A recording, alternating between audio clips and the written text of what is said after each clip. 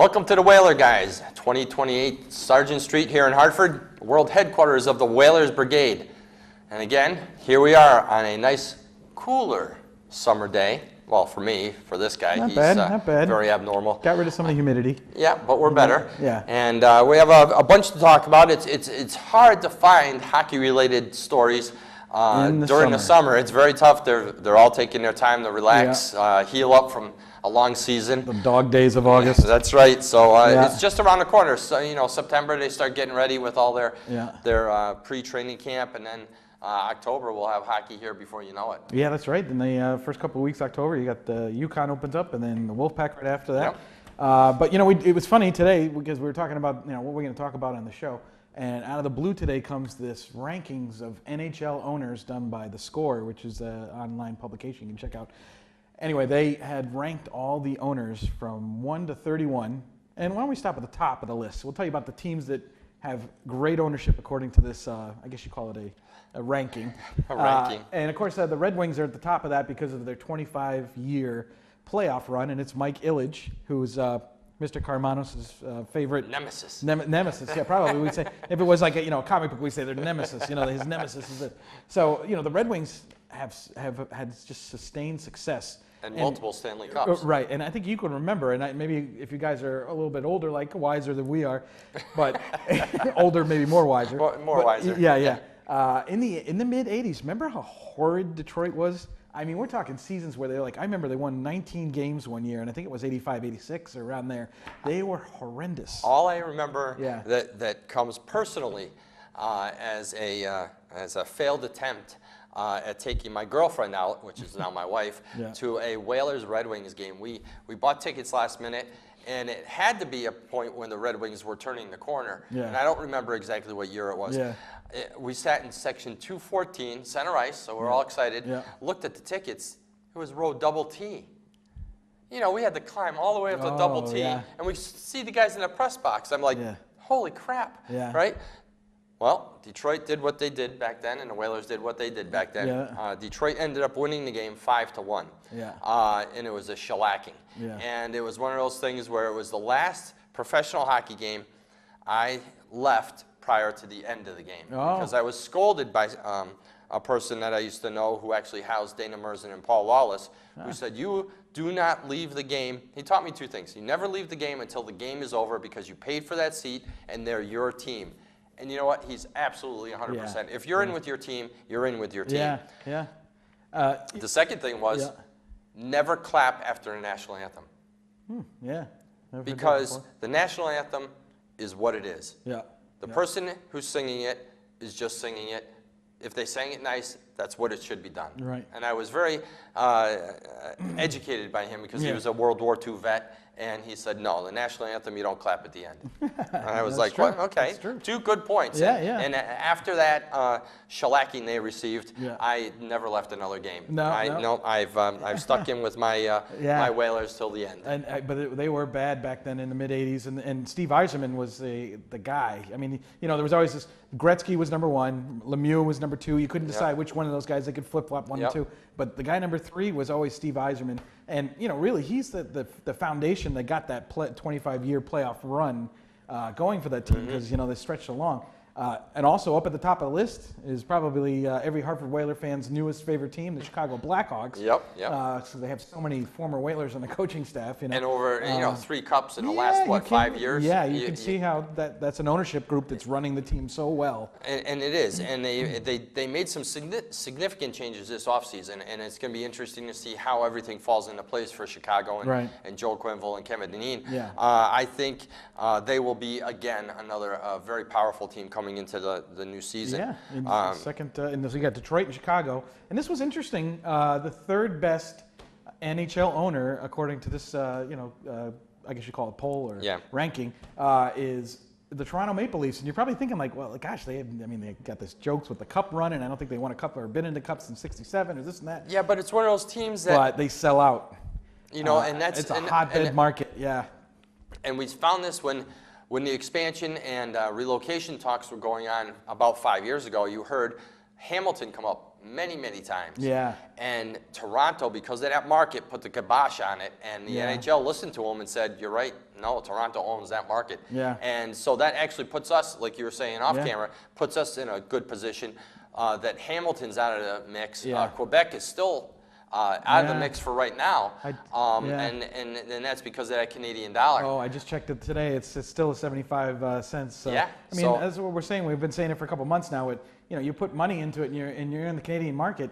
You're really putting $1.25 in. I just have to go back to something that says here, because you remember I was fired up when you Yes. brought this up. Oh, yeah. It says the Detroit Red Wings, 25 straight playoff seasons, multiple cups, the longest tenured GM, which is Ken Holland, by the way, who played for the Hartford Whalers as a goalie. Right. Yep. A consistently high payroll and a brand new arena opening in 2017. Okay, that's not what fried my behind. What kills me is that is set to help revitalize downtown Detroit. Detroit's bankrupt. Yeah. And they're pleading Building poverty, an arena. and they're going to build a brand new arena Yeah. to revitalize downtown. Yeah. Now, for all you people in Hartford that say the downtown area doesn't need a brand new XL Center, it says right here for a bankrupt city that it's going to revitalize their downtown. So I don't know what crack you're smoking. You know what? We need our arena renovated and put on the market so we can market an NHL club to revitalize our downtown. Holy crap, really? Yeah, I know. Why does it take some schmuck from the score.com to tell everyone what we've been telling people for how many years? It goes to show you how Hartford can't get out of its own way. And, it's get hot that in here now. Yeah. But that's true. I mean, it's been one of the things that Detroit's building a new one. Their city is bankrupt, but yet they understand the importance, the economic driver of a major. It's really not just hockey we're talking about here, because you have events, it's concerts, a nucleus, circus. So when you have an arena like that's state of the art, you get better events. I mean, it's not rocket science. I feel like we tell everybody, and everyone's like, huh? So, I can understand it's expensive. Yeah, you're putting in, and it's at the an same investment time, towards the future. And you're using some public money, but you know what? Hartford's the type of city where you have to use some public money. It's just the capital city. It's an injection of, fundage. So, but I mean, that's it's what like you not need. cutting your front lawn. Yeah, just, It looks like crap. Yeah. You know what? We don't do anything downtown. It's Right. going to look crappy. Right. And people, who the hell wants to And come not to a only city that- that looks crappy? And we're talking about the NHL teams that are they're ranked best by ownership. And here these guys got a Detroit to build an arena, and Detroit's way off worse than Hartford. So it just goes to show you. And we actually, maybe we shouldn't have done this. We buried the lead on this ranking because, here we have Pittsburgh and the Canadiens. They're around the top 5. Guess who's dead last? Dead last. Don't ruin the surprise. No, you got to get it out now. Couldn't happen to a better guy. Yeah. So number 31 on the NHL's ranked ownership list, the worst owner is Peter Karmanos, and it just Las Vegas hasn't played a game, and they're 26th. Well, yeah, that's high for them actually. It's more than the 26th. They haven't played a freaking game. And but Carolina's still last. Yeah. Carolina is dead last, and that's because they have less attendance now than when the Whalers left. The guy brings it up immediately. He says, Karmanos is the only owner where his sons are suing him. I mean, so Carolina's got all kinds of problems with Karmanos, and you could see that team being ripe for relocation. It and says right here, the Hurricanes are one of the lowest spending teams and would appear to be a logical candidate for relocation if Karmanos can't get his house in order. Yeah, that's a nice way to say it. Yeah, I would say apartment. I was going to say his sewage treatment plant in order. You got to get that in order. You can't let that back up. But that just killed me, and we should have started off with this because we should have. Really, when you're talking about rankings, and excuse us for blushing in joy that the worst owner is the guy that moved the team out of here, 20 years ago now. Even Arizona, who still doesn't have a place to play, is better than him. Yeah, I don't know what Phoenix is really up to. They're kind of like, oh, we're not telling you where our new arena is. Well, guess what? There's a clock ticking, and this time next year you'll have no place to play. So. They still have some cards to show where the moves be good or not. But also at the bottom of the list was I think the Islanders were 24th. That's surprising. Well, when you think about it, though, they moved into that Barclays Center, and they've got obstructed viewing, and they're treating the fans like crap, in my opinion. It's kind of like a bad move. Just get on your phone. You can watch the game from your seat. Yeah, that's what Brett Yormack, the CEO of the Barclays Center, told. Oh, you can watch the game on your phone. Well, yeah, but I paid for these seats that have a Fenway pole in front of them. And this is a brand spanking new arena, so... But it was an interesting look at, in the middle of the row, as like Dallas is a middle of the road team. It's hard to argue with that. No, they're a good hockey club. Yeah. So, I think Dallas will stay middle of the road, and their roster will be middle of the road. They're the best Southern market, really. Right. And I don't disagree with a team in Dallas. Yeah. As much as I hate the Cowboys. Yeah. I do Just believe. don't wear the green, the Whaler green you got. Yeah, you need to get rid of that. Yeah. I used to like their black jerseys. I think those were really cool. Yeah, those are cool. And I do like Dallas, and they just signed Jamie Benn to a big contract. So cool, yeah. that's he's a good player. We saw him when we went down to Jersey. Oh yeah, and so we should mention this because next August 11th. So this show will air, but probably on the same day this is happening. But anyway, if you catch this, August 11th, Nick Bonino from the Pittsburgh Penguins is going to bring the Stanley Cup to, is it Avon Farms, I believe? Avon Farms from 1:30 to 3:30, 2 hours. Yeah. 1:30 to 3:30. There might be an admission fee. I'm not totally sure, but be prepared. There might be an admission fee, and that money will be going, I believe, to the children. It's a charitable. To the CCMC. Oh, to the children, Connecticut Children's Medical Center. Yes, it's going there. Oh, that's fantastic. He said there won't be time for autographs, but he will make another appearance later on in the season, where he'll make an announcement where he'll come back and sign autographs and that type of thing. Yeah. So, it's a great way if you can take the time to go and see him and see the Stanley Cup, to salute a Connecticut native over at Avon Old Farms. And it's very easy to get to. Just Google it. It's right off of Route 4 and 10 and Route 10. Yeah. Hey, the Whalers used to practice there. Yes, Mike Visor used to be the head or ice keeper there. Yep. And so it's got a lot of history behind it. And hey, get your picture taken with the cup, with the Stanley Cup, with the Whalers jersey on, and send it, and we'll post it on our page. Absolutely. We want to get as many Whaler fans out there. So it's got 2 hours. So you got to get there. Because imagine it's going to be jam packed. Because it's been all over social media. We've seen it, and I actually cannot go that day. I cannot either. But I would love to. But because I've actually never seen the cup.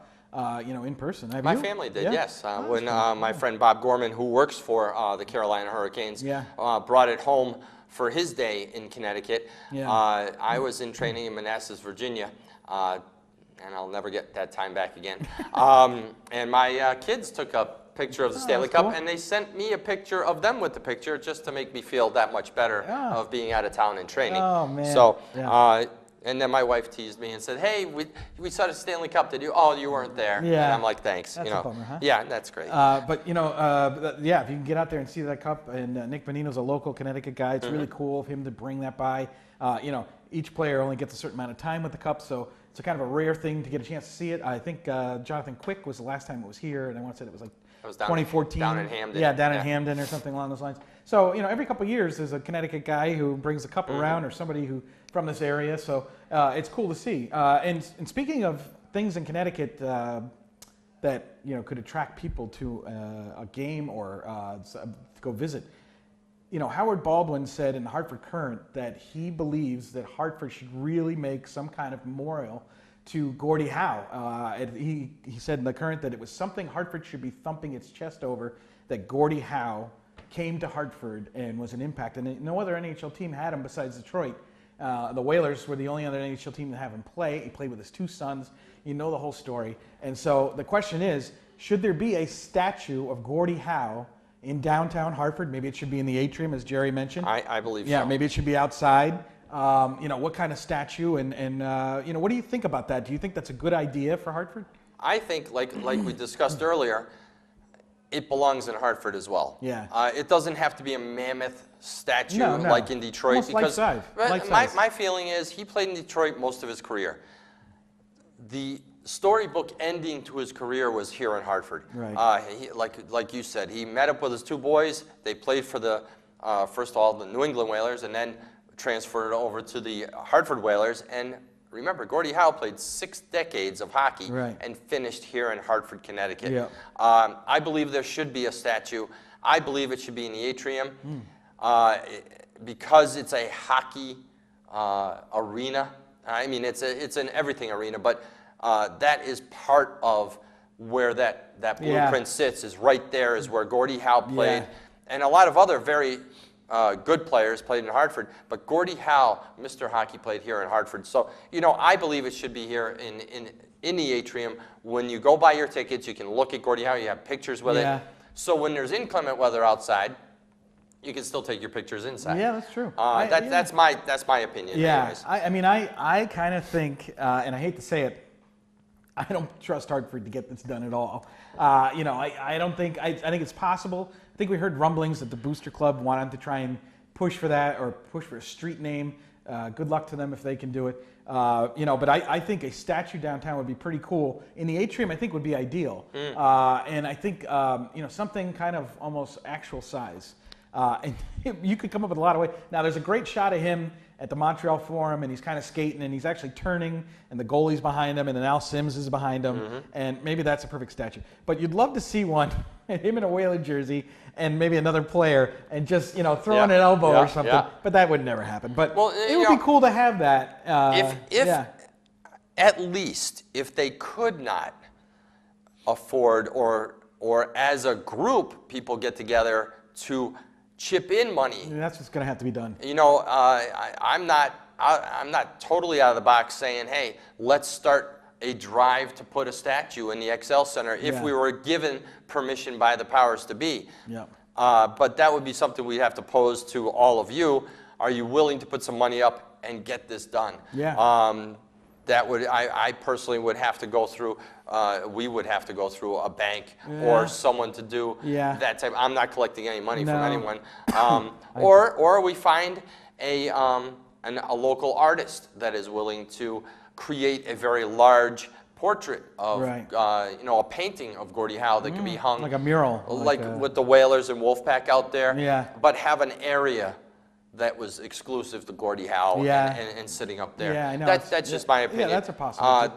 That's more possible than a statue. The statue is going to be very expensive. You have to pay a sculptor and all that. Yeah, they just did a statue, and please forgive me because I forgot the guy's name, but there was a famous guy for Hartford who did a lot of things with inner city youth with basketball, played some basketball professionally. I can't remember his name, but anyway, they already have a statue set for him. Governor Malloy approved it, and I can't remember what the exact ticket price was, but it was a couple of $100,000, maybe 3 or 4, 2.5, somewhere around there. So it's definitely not cheap, but is it possible? Yes. Can Hartford get anything done lately? No. But you know what? We can look into that. We can gauge some interest on social media. What the hell? We can take on another cause. Why not? And that would be cool. The good news is that license plate thing is moving forward. And we're not leaving you guys hanging. We're waiting for the legislature to get back into session. Kurt Vail has said that the representatives are speaking with the NHL currently, and that has a lot to do with the trademarks and what we're going to do with the money. And really what the money is going to go to is the Hartford Foundation for Giving. And so that is a really good thing because it's a nonprofit group that can always use the money. And it's right here in the city of Hartford. That, along with hopefully DMV getting squared away with their problems, we really picked a bunch of winners this time. Oh my gosh, the only winner in this is the Hartford Foundation for Giving.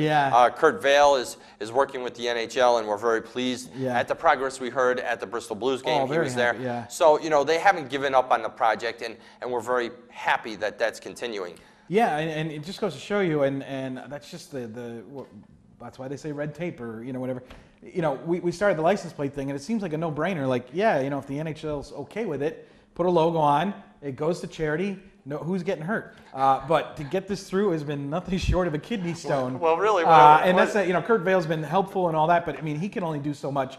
It's just, I mean, it's like passing a kidney stone to get this license. So you talk about a statue, I mean, you might as well just, you know, cut me open and take it out. We might as well. Yeah. Might as well. Let's buy the team. Oh my gosh, yeah, you're passing a boulder at that point. So, yeah, and that's just the nature of the beast. We know that's how the inner cities, the cities work. One representative said to me, he said, I said, well, the Red Sox and the Yankees have state plates here in Connecticut. He goes, but they exist. I was like, all right, you're right. So we had to go a different route. So yeah, we're working on it, and you know, we have to thank Peter Good for his fun time at Muzzy Field. He wants to stay involved with us, so we're going to try bringing Peter back, maybe on a show or another event that we're planning. Cool. We have a couple things in the works trying to do in the fall, so we'll keep you up to date on that.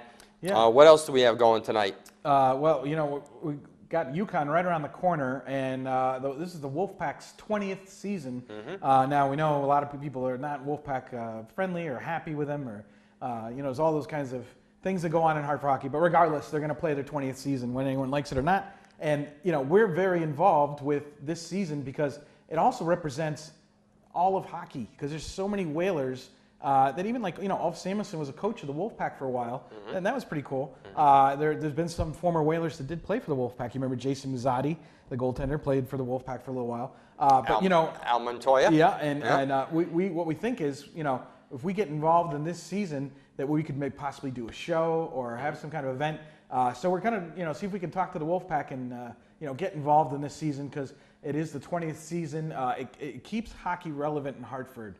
Even if you're not a Wolfpack fan, the point is hockey's right there in Hartford's city. I can imagine our NHL fight would be a little bit more difficult if there was no hockey being played in Hartford. Yeah, we'd have nowhere to go. Or a dark arena that right. Was like New Haven. Yeah. We have a working facility.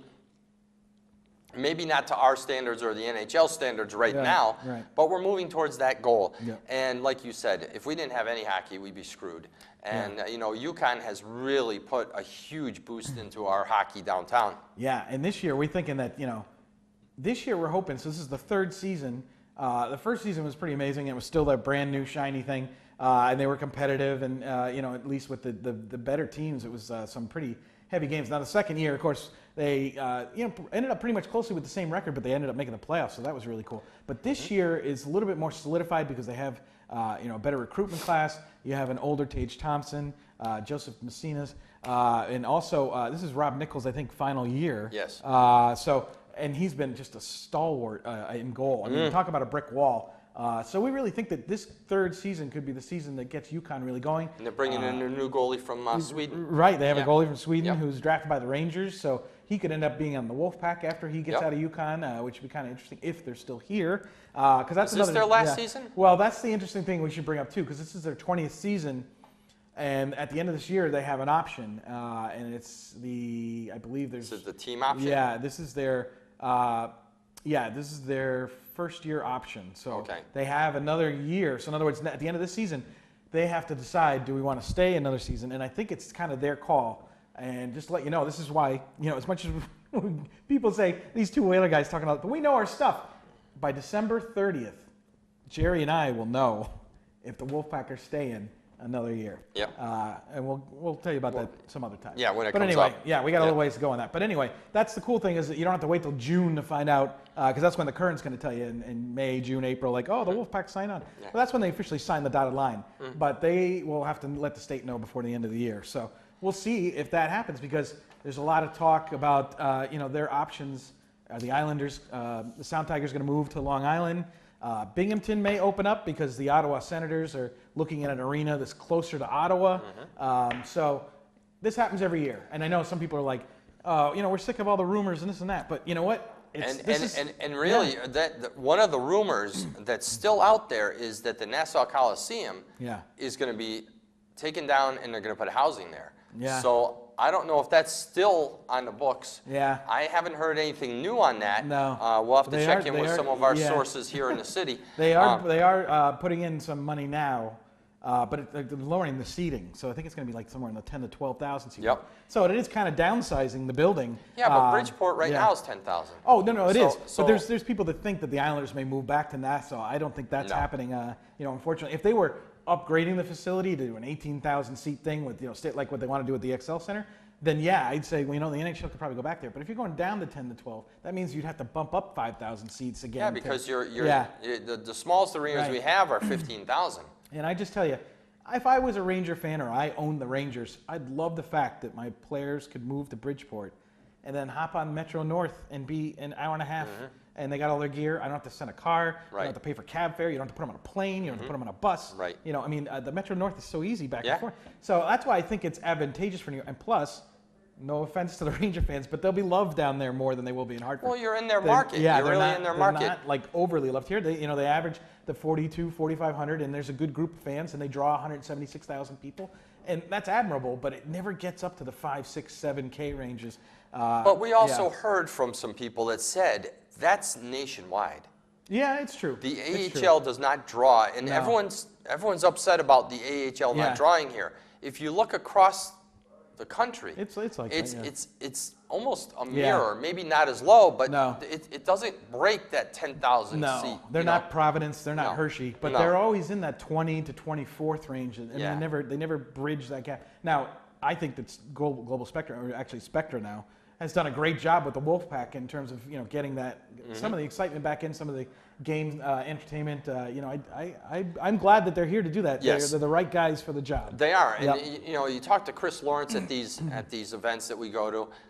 He is going to be a rising star within Spectra. Oh, yeah. He's not going to be here forever. No. This guy is a well-polished executive at a very young age. And, I have nothing but accolades for Chris Lawrence. Dave Romenko is another great guy that works for Spectra and handles all the ticketing and group sales. Adam. We Adam deal Goldberg, with. Yep, he's another great guy. We're going to be working with him in the future. So a lot of these things are happening, and they have a good group in there. You don't see a lot of movement, which means they're happy with what they're doing. Yeah, they're doing a good job. And here, like you said, with Chris Lawrence, he's polished as it comes. Here he is, 15 years younger than me, and I go, Mr. Lawrence, He commands respect. Yeah, he does. And he does, and he knows what to do, and he knows how to handle. He always looks cooler than a cucumber. Yeah. And that freaking place is jumping, and he's like, oh, it's a good crowd tonight. Yeah, it's like, really? Do you have and a pulse? You know what? He's into the game, because I'll talk to him about the Wolfpack, and he'll throw me a couple tidbits, something he watched in a practice, something he noticed in this game. So it's cool that it's nice to have that, because I'll tell you, and I don't want to throw anyone under the bus, but I'm gonna.